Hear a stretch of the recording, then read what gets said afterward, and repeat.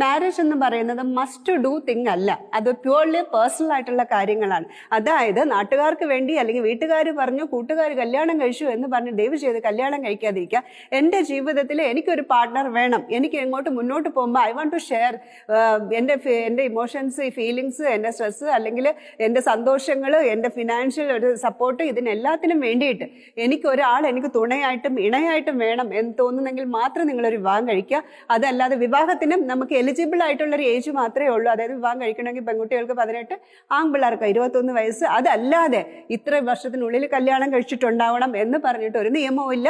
അതെല്ലാം നിങ്ങൾക്കാണ്. നിങ്ങൾക്ക് 30 കല്യാണം കഴിക്കണോ, 40 കല്യാണം കഴിക്കണോ, അല്ല കല്യാണം കഴിക്കാതെ ജീവിക്കണോ, അതെല്ലാം നിങ്ങൾ തന്നെ തീരുമാനിക്കുക. എനിക്ക് വരുന്ന ഒരുപാട് മെസ്സേജസ് ഉണ്ട്, പ്രത്യേകിച്ച് പെൺകുട്ടികൾ. ആ പെൺകുട്ടികൾ എന്ന് വെച്ച് കഴിഞ്ഞാൽ അവരൊട്ടും പ്രിപ്പയർ ആയിരിക്കില്ല മാരേജിൽ. പക്ഷെ വീട്ടുകാർ ഭയങ്കരമായിട്ട് പ്രഷറാണ്. ഒരു 20 കഴിഞ്ഞു, 30 കൂടെ കഴിഞ്ഞാൽ പിന്നെ പറയേ വേണ്ട, ഓവർ പ്രഷർ കൊടുക്കുന്നുണ്ട് അവർക്ക്. ദയവ് ചെയ്ത് പാരൻസിനോട് ഞാൻ പറയുകയാണ്, നിങ്ങളുടെ കുട്ടികൾക്ക് നിങ്ങൾ പ്രഷർ കൊടുക്കേണ്ട ആവശ്യമില്ല. അവരോട് ചോദിക്കുക, വിവാഹത്തിന് നിങ്ങൾ തയ്യാറാണോ എന്നൊക്കെ ആണെങ്കിൽ മാത്രം ഒരു വിവാഹത്തിലേക്ക് പോവുക.